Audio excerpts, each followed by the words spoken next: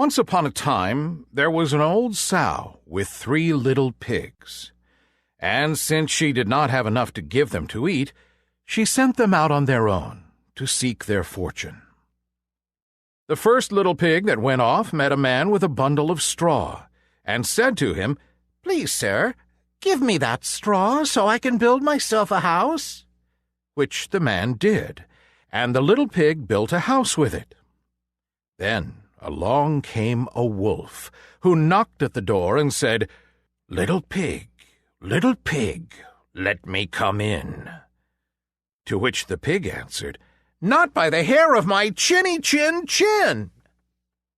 "Then I'll huff, and I'll puff, and I'll blow your house in," said the wolf. So he huffed, and he puffed, and he blew his house in.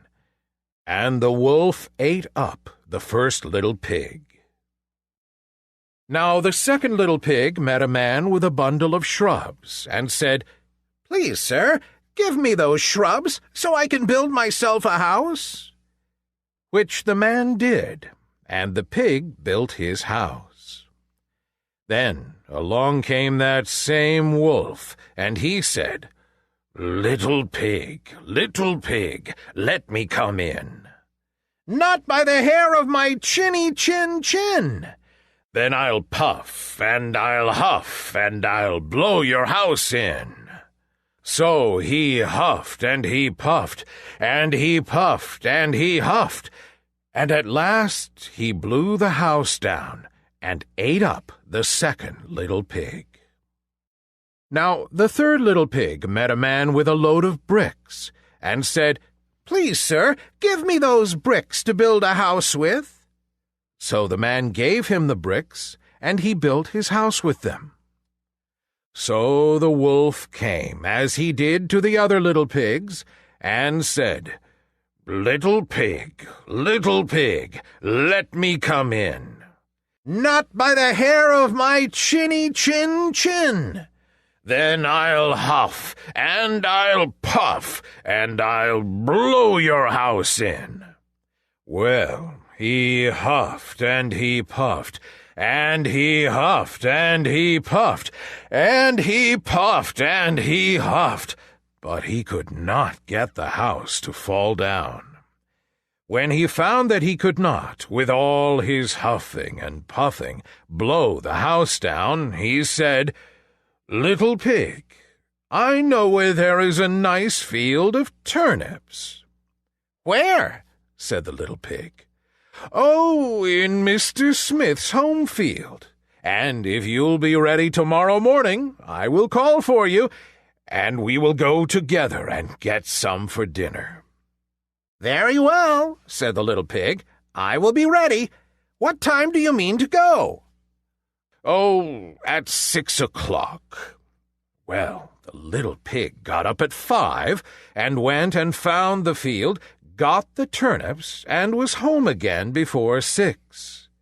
When the wolf came, he said, little pig, are you ready?" "Ready?" said the little pig. "I have already been to the field and come back again, and I got myself a nice pot full of turnips for dinner." When he heard this, the wolf felt very angry, but he thought he could outsmart the little pig somehow or other. So he said, little pig, I know where there is a nice apple tree." "Where?" said the pig. "Down at the merry garden," replied the wolf. "And if you will not deceive me, I will come for you at 5 o'clock tomorrow, and we will go together and get some apples."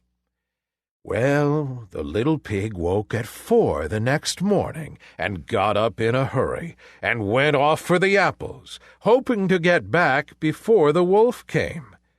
But he had farther to go, and he had to climb the tree, so that, just as he was coming down from it, he saw the wolf coming, which, as you may suppose, frightened him very much.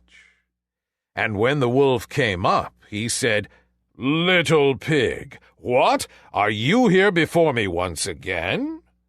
Are they nice apples?" "Oh, yes, very," said the little pig. "I will throw you down one."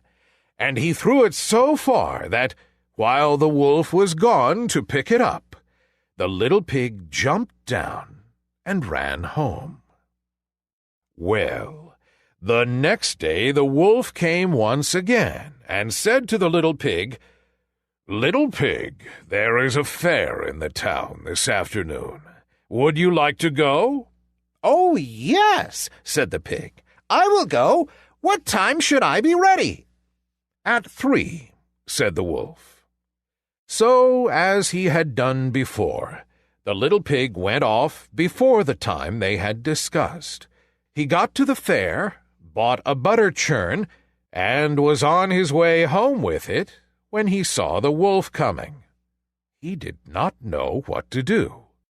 So he got into the churn to hide, and in doing so it got turned around, and then it began to roll, and it rolled down the hill with the pig inside it, which frightened the wolf so much that he ran home without going to the fair. After a while, the wolf went to the little pig's house, and told him all about how frightened he had been by a great round thing which came down the hill past him. Then the little pig said, "Ha ha! I frightened you, did I?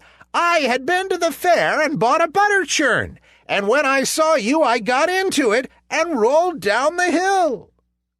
Then the wolf was very angry indeed, and he declared that he would eat up the little pig, and that, in fact, right now he was going to come down the chimney after him.